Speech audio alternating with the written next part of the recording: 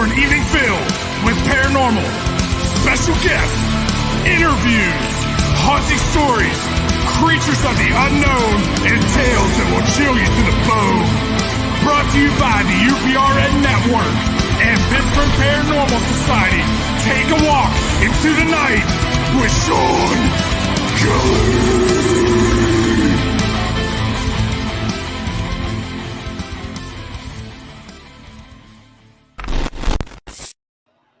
Well, good evening, everybody, and welcome to Into the Night with Shawn Kelly. How is everybody doing today? Boy, did we have a great show on Taste and Prophecy tonight. We had Ernie Pack down in Kentucky, and he was talking about, how there's a big to-do going on down there between the Historical Society of Waverly Hills and the owners. So as you could tell on my video here, here's the deal. I think we're back to playing Japanese movies tonight, but what happened down in Waverly was that these people who owned them, Christine, and I don't know the names. I'm not very good at names. But this Historical Society actually kicked them, out of their house because they had a little apartment down there. And it's like ridiculous. And you have to go to savewaverlyhills.com and talk to them. It's ridiculous how people want to take things over for money. Money talks, and if I can suggest to any paranormal group or paranormal people or anybody that want to go down to Waverly Hills, don't do it. Don't do it. Because what happens, they're not getting the money for the renovations of the place. They're not. It's going to the Historical Society's lawyers and to the fund, and so none of the monies that you pay for the the investigation, they don't get no money. So, like Ernie said, if you bought your ticket, you bought your plane ticket, and you got your hotel rooms, and got everything set up, go and enjoy the place. But, for future references, until this thing is totally, dissolved, in which I think it will be, it's my, my psychic premonition, then I'll get back to being Waverly Manor again. Not Manor, I'm sorry. I'm going to get yelled at for that. Waverly Sanatorium. Yeah, I got yelled at by Ernie. Hi, Michelle. How are you? Welcome. So that's basically it. Tonight is question and answers. Okay, you get to ask me questions, and I get that. Oh, cool. Well, I like that one. That's a good one. Yeah, Marka. But you get to ask me questions. So anybody out there that is watching, my show right now, please ask me a question, and I'd be more than happy to answer it. But in the meantime, I'm still going to talk about, Waverly Manor. Polo. That's sweet, Michelle. Thank you for watching. Thank you. I don't know. God, I look like I'm in a Japanese movie. So where's all my people at? Where's all the people that come and listen to my show? Please come in and ask me a question, anything, even if it's about Marco Polo. Even though I don't know. I'm paying attention. I know you are, Michelle, and I truly, truly appreciate that. They're dead. Hey, Holly, welcome.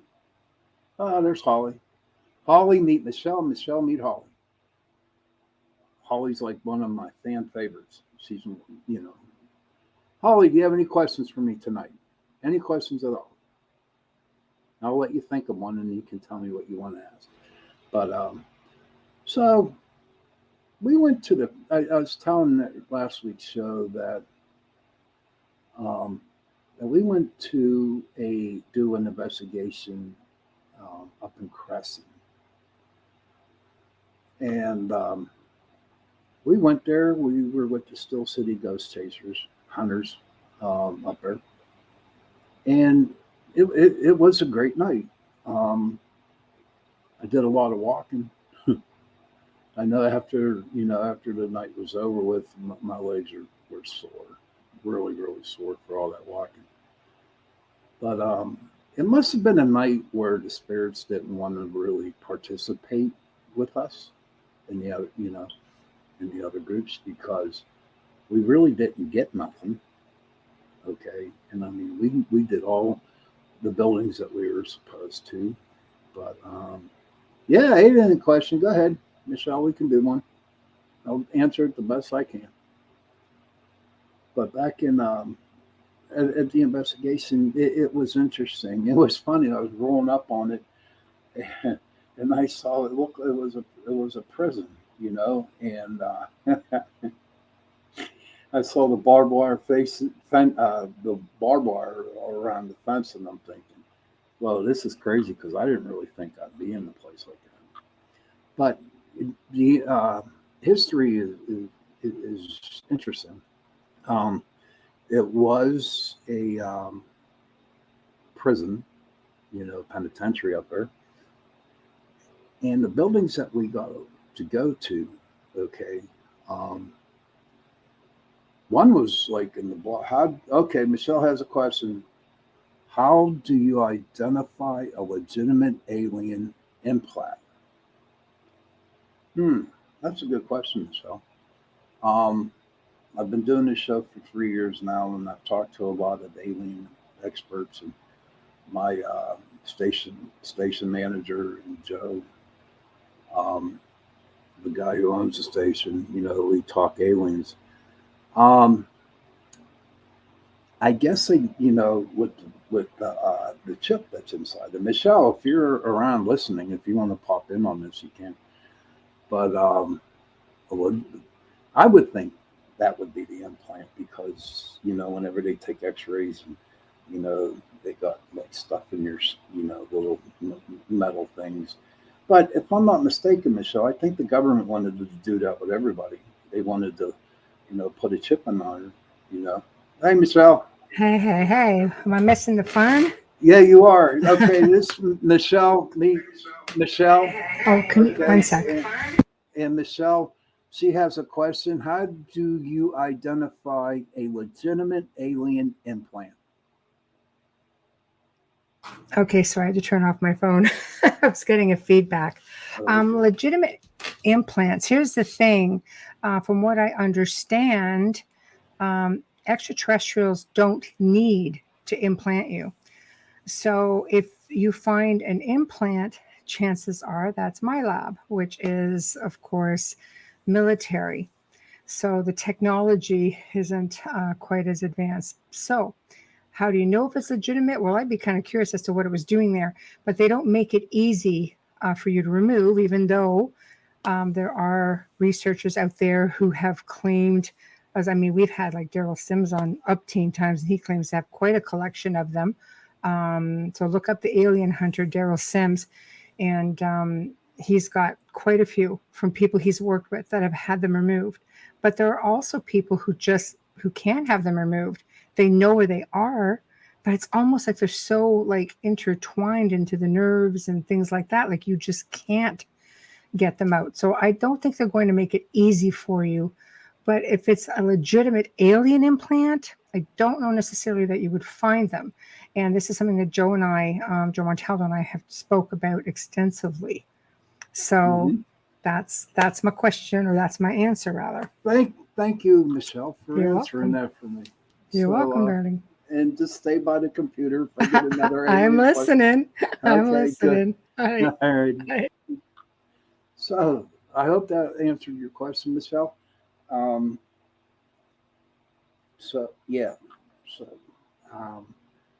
I'm not really so much into the implants and stuff like that, because I'm more into ghosts. You know, I'm into spirits and into the paranormal. Even though aliens are paranormal, I'm more into like ghosts and spirits and cryptids like Bigfoot. Um, that big bird, Thunderbird, and all kinds of other things. And well, back to Crescent. What was nice about Crescent was they still had the cells. They still had the cells where the prisoners stayed. It's beat up. Um, stuff was falling off the walls, but you could just tell when you walked in how you got the eerie feeling. There was like, they were there, and they were there, but and I'm Japanese again. But when we tried to do whatever we could in order for them to communicate with us, nothing would happen. So, not all investigations, and I say this all the time, not all investigations do we get anything. So, we are making a plan to go back up there again and see if it's, if we get some, evidence. But this time around, we didn't, So, but the place is pretty interesting. What it was really cool. What the coolest thing I saw was that we were down in the tunnel, and we saw a mouse running along the floor. A little blue one, And but that was basically the highlight of the whole evening for me. And how about you? Anybody else got any questions out there that want to talk? Answer me. And okay, I did get a couple questions off, my Facebook page because a couple people don't want to come on my show, and I don't want to know why. But the one question was, I got it right here. What got you into doing radio or podcast? And what got me into doing it was Jenny Nicasio, my co-host from Chasing Prophecy. She sent me a message on Facebook and asked me if I wanted to do a show. Now, before that even happened, I always wanted to do one, but I was, it wasn't so much that I was afraid to do it. It's just, I really didn't know how to go by getting to where I'm at right now. And so I said, sure, why not? And we started off small, and then we lucked out and we got on UPRN radio. And I'll tell you what, we just took off from there. My experience with it is just like Michelle says, knowledge is great, And I have learned from the last 3.5 years that we've been doing the show that, knowledge is good. I've learned so much that, I didn't even think of. Like Michelle, like you were talking about your alien. Okay. Let's say Michelle, she says, I had metal fragments in my chiropractor's x-rays. She asked me if I had been shot. No. I was told by a friend to use my K2 and see if I got a reaction. And yes, it did go off. Same person told me I needed a spectrum analyzer to see if I got radio frequencies. I've not gotten that for, they're expensive, yes. Yes, I did have an experience when I was little. And would you like, if you want to, Michelle, if you want to type down your experience, I'm sorry that you got that in there. If you like, maybe if you want to share your story, maybe another day would like to come on the show and then, we can talk about it. I'm sorry about your experience. I really am. But being on the show, doing podcasts for over 3 years now, it's been great. Met a lot of good people, and I've learned a lot about aliens and Bigfoot and cryptids and all kinds of stuff like that, you know. And it's interesting. And what else it gave me was the power to talk and speak my mind, okay? Because at one point in time, there was so much that I wanted to say, and I wanted to call on people's bullshit, but I guess I was too scared, you know, on how they were going to react. Because being me, I'm like one of them people that just like to please everybody, you know, and don't want to get under anybody's nerves. And, you know, I want everybody to like me at this time. But you know what I learned by doing this radio business, this podcast stuff, it don't matter. I like to speak up. And yes, did it get me in trouble? It sure did get me in trouble, you know, talking, you know, from my heart, you know. And I don't know if Holly remembers, but my show I had about 3 or 4 weeks ago about how Satan and Lucifer were separate entities, you know. I lost a lot of questions. Not lost a lot of questions. I lost a lot of friends. Plus, but in a way, I kind of gained more viewers, you know. Why I like my show at this time is because it's late and I can, you know, tell how I feel about things, you know. So that's what got me into it, with Jenny sending me a message. And I don't believe in coincidences, okay? And, you know, everything happens for a reason. Now, I heard about that, you know, someone said something, you know, everything happens for a reason. And they dismissed that. I'm like, how can you dismiss some, you know, things happening like that? Oh, it's all in your mind. It was, you know, he gave every freaking excuse you can give. But you know what? If I didn't answer Jenny, I wouldn't be here today. I wouldn't have met Michelle. I wouldn't have met Holly. I wouldn't have met, you know, all kinds of my friends, you know.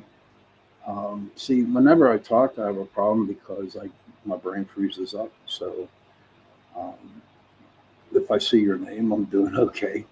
Then I can say your name. But I made a lot of friends, you know. You meet people for a reason, a season or a lifetime. That's what Holly says. You meet people for a reason, a season or a lifetime. And that's true, Holly. I like that. Thank you for telling me that. You know, now I can take that into consideration for Michelle. Michelle says here, I would like to talk to someone of authority, experience who can help me for real, who isn't about writing a book. That's what I've ran into talking about it. It's sad. You know what, Michelle?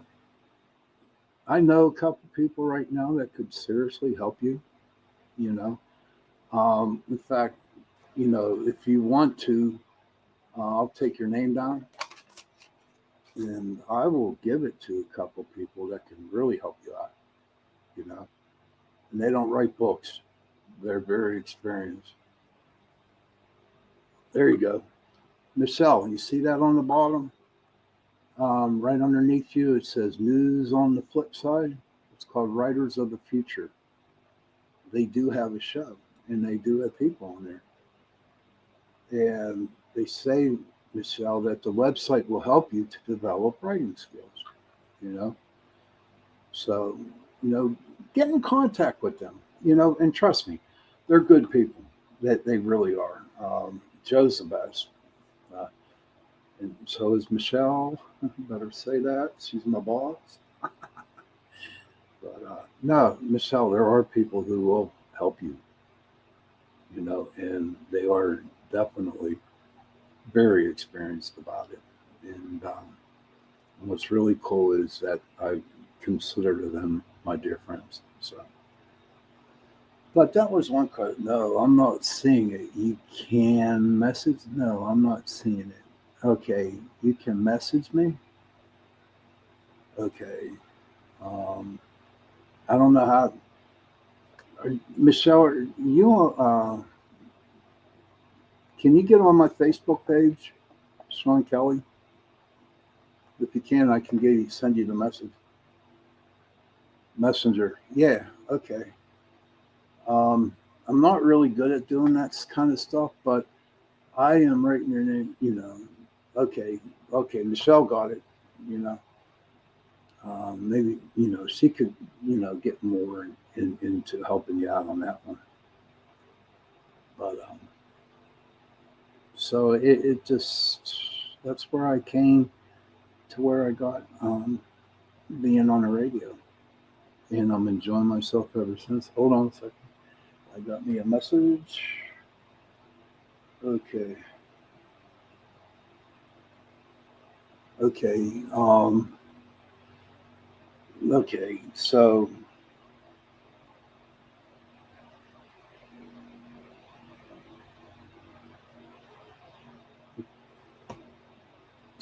if what I suggest that you do, Michelle, okay, if you go to the lady who just helped you, Michelle Desiree, she has a show on, it's called The Outer Limits, I think. So kill me if I said it wrong. And they're on Wednesday nights. So if you want to go to her, she can help you out a lot. I, she will. So it's going to work out for you, buddy. It's going to work out for you very much, Michelle. So just the outer realm. That's it. Okay, Michelle Millens. It's called The Outer Realm. She's going to fire me. Oh my gosh, I got 3 bad red check marks against my name. Sorry, honey. Oh my gosh. So Michelle, that's who you need to talk to is Michelle. Now let me tell you something, everybody, and this is kind of crazy because all night long I've been hearing the beeping sound in my room, in my office. My office is my attic, okay? And it's driving me nuts because I cannot find out where the beeping is coming from, so, but maybe eventually it will happen. But here's another question that was sent to me, how long have I been into the paranormal? Okay. Well, back in 1983, I was in the United States Navy, and we're on a little island called Diego Garcia. And at that time, I was 20. I think I was 21, I think. And I was taking a drug called antabuse. Yes, Michelle. That was Michelle from the Outer Realm. Yes, that was her. And so I was taking this drug called antabuse for about a year. And what antabuse does, it weans you off alcohol. And so I had this drug in my system for over a year now. And so that morning I was off that day, and I went down to get my pill, and no one was there to give me the pill. So I said, well, I'll show you. And I drank a 50 Jack Daniels that day.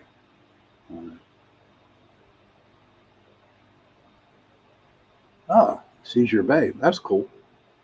Oh, okay, Michelle. Oh, you do know her with a red heart? That's cool. She's my babe. Cool. She's a good girl. One of the best out there.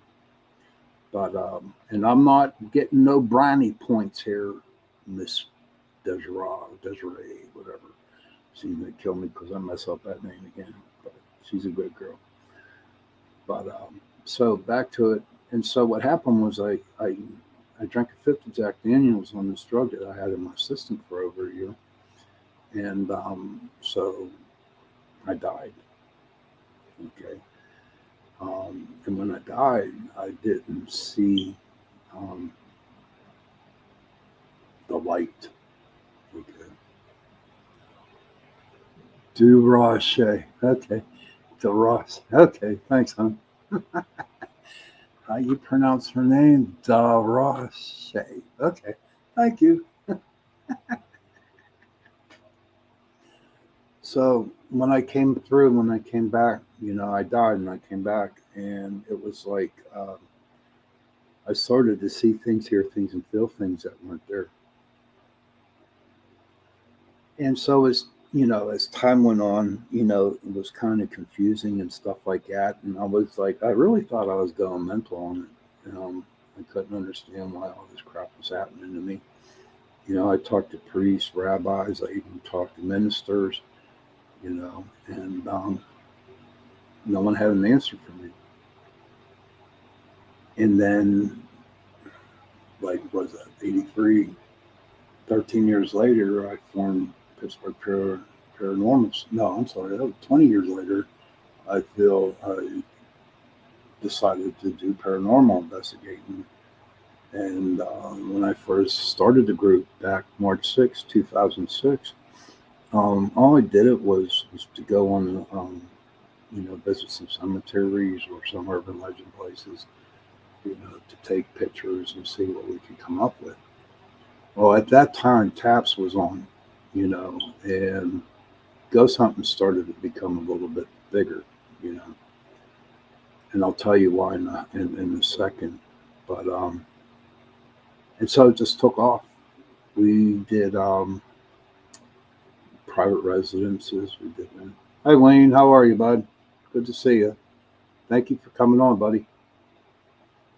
And so what happened was we did a couple private investigations, and it just took off. We never really did no advertising. I think we had a website that might have lasted maybe a year. But, we kept doing investigations. And I mean, one time we actually did like the same cemetery for like 3 or 4 weeks in a row, because we wanted to do it to see what we could come up with. And that's how it started. Okay, October of 2006, we did our first private residence down in this little town called Elizabeth, PA, and it took off. And at the time that the talking started, we were doing 2, 3 a week. Because ghost hunting was like really, really big back then. And that's how I got into it, by just wanting to go. I went to Gettysburg, and I went on one of them ghost tours up there. Took a camera with me. Didn't get nothing, or I don't know what I was getting at, but I took pictures, and the bug hit.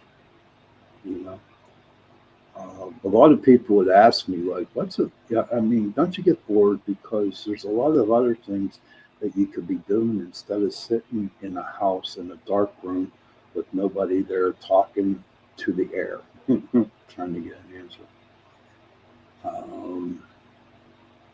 I loved it. It was great. Holly you have said that you like to go to Blue Mist Road. What occurred there when you were there? Oh, wow, a lot of things, Holly. That's a good question. Let me repeat that question from Holly. You have said that you like to go to Blue Mist Road. What occurred there when you were there? Well, I'll tell you what happened. The very first time I went down there, that's where I experienced spirit, literally experienced spirit, my spirit guide at the time. Whenever I go there, he protects me. But, the K2 was going off. We got a couple EVPs and stuff. But it was like a whole new setting. It was really crazy because we walked down, and it was during the summer, and there was all kinds of, you know how you have bugs and stuff like that, and chirping, crickets, the whole 9 yards, birds flying. Well, we got down to where, like a crossroad is, and everything just stopped. Everything stopped. There was no wind. There was no birds. There was no crickets. Nothing. And when I went down there, I had this major, I call them spidey senses. I mean, literally, it felt like someone was on top of me,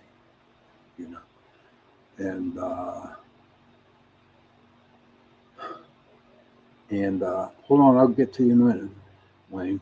And that's where I got started. That's what happened to me at Blue Mist Road. And I like going up there because you're good until 11 o'clock at night. And it's a great place to take people, especially if they're brand new and investigating, because it really is creepy. The history behind Blue Mist Road was at one time, before it became, North Park, it was a farmland. And at that time, there was a lot of dodgy stuff going on. There's a lot of witchcraft that went on. There was a lot of Satanism stuff that went on.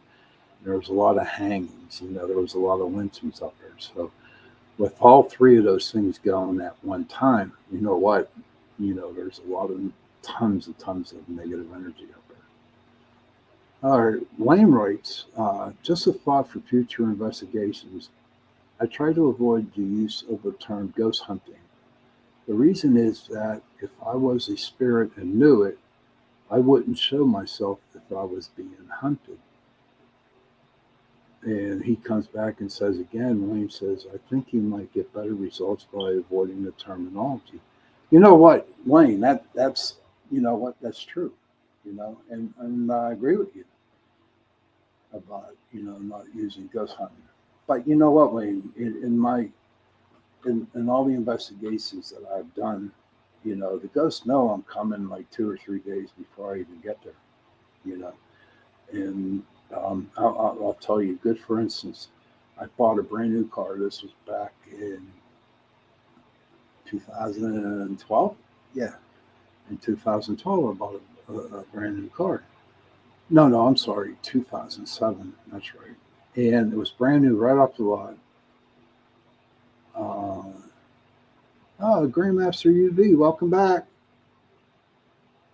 But what happened, Wayne, was we were going to this one house, and what happened, my transmission blew up. Just blew on a brand new car. Thank God there was a warranty on it because I got a brand new transmission, but it was like 1 hour right before I was going to go. And the spirits knew I was coming. And you know what? I still went. I had a friend come pick me up. But yeah, usually a lot of the investigations and, other people who have gone and investigated, who've been around a while, will tell you that, yeah, they do know you're coming beforehand. But it is a great point, though. The reason why I say, ghost hunting, I don't know, I'm so used to saying it. But sometimes I just say, well, I'm going out and going on a hunt, or something like that. Usually I don't tell people what I'm doing. You know what I mean? Usually I don't tell the ghosts, express it out loud. All I have to do is think about it. And I'm sure, other people out there, other paranormal investigators feel the same way. But Wayne, I really appreciate what you had to say there. News on the Fiddle said, news on the flip side said, a child spirit might be panicked. This is true, I never thought of that. News on the flip side. I didn't understand that. But I will tell you this, I have done investigations, and I'm going to tell you the sad one, and it was really, really sad. Okay. It was over in Braintree, not too far from where I live. And this lady just had all these things disappearing. And so I took the crew over there, and we went and investigated it and found out it was a little girl. It was real sad. As you could tell everybody, I can, communicate with the spirit. And I had this little girl here. We had everything lighting up. All her equipment was lighting up. Every time I would ask a question, the lights would respond on command. It was really cool. And I asked her, I said, someone caught this on an EVP, and I'm talking this like 10 years ago. But someone said the question, why are you here? And the little girl said, I'm trying to find my parents. And I'm like, okay. Do your parents live around here? She said, quote unquote, no, my parents are dead.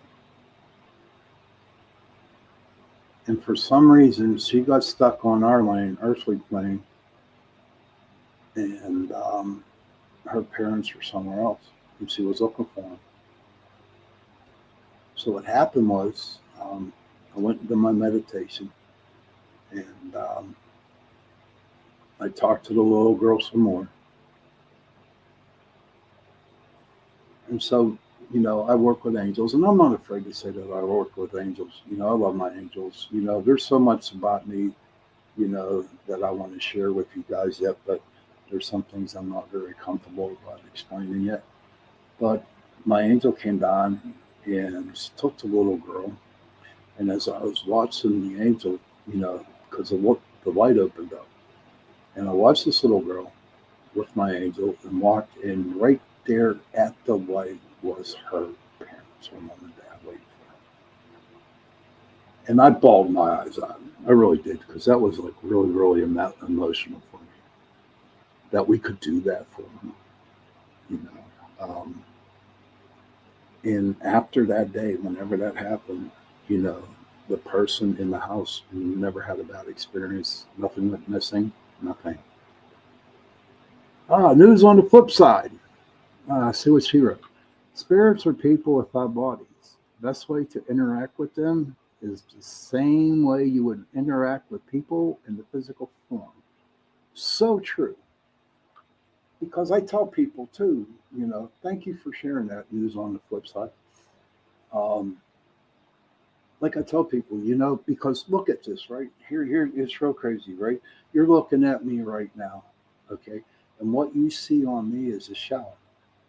That's all. You see a shell. My spirit is inside my body. So what happens was, when I die, my shell dies, but my spirit moves on. So even though I'm in spirit, I do understand what you're talking to me about. I do understand what you're trying to do. And I will tell you this: if you treat me with respect as a spirit, in return, I will treat you with respect. That's why you get a lot of these numbskulls out there that go on investigations, and they so want, that the best evidence they can get on EVPs or videos or whatever. And and what they do is they call out the spirit. Now, let me ask you this, okay? If you die and you're a spirit and you see a bunch of ghost hunters coming to your house, and you're like, okay, who are these people? And all of a sudden, they start calling you every name in the book. Like calling you a jackass, you're nothing, you died, you were this, you were that, you were this, you were that. Being mean. Well, the dumbasses that do that, they don't seem to realize that, first of all, they understand what you're doing. B, you come into my house and you talk to me that way, I'm either going to break your equipment or I'm going to make life real hell for you while you're in my house. Or I can get really, really ridiculous, and I could just sit right in front of you and call you every name in the book as a spirit. So yeah, they, spirits do know. And so that's, that was a good thing, that news on the flip I brought up. If anybody out there decided to go on a ghost investigation, you know what I mean? When you go there, go with somebody who knows what you're doing. All right. Who's been, legitimately doing this for a while. And whatever you do, do not instigate the ghost, because all hell will follow you. And I've seen it happen, you know. I'm surprised not too many people ask me questions today, but you know what? That's okay. I got about 10 minutes left, and I want to talk to you guys about something that's very important to me, and that is mental health. Okay. I have depression. I do have anxiety, and someone has asked me that question before. Do you think being a ghost hunter, started this depression, anxiety? And I really don't believe it did, to be honest with you. But I know that you guys and ladies out there who are having a problem with depression, anxiety, there is help out there. There is help. Oh, really got someone just sent me a text. I don't know. Somebody sent me. But I want to, tell people that people are there to help you, because there's people there to help me. Okay. All right. Okay, I got it. All right. Sounds good. That's the boss talking to me. Okay. I got about 5 minutes now. All right. So, I just want everybody to know that I do pray for you and I do care for you. Okay.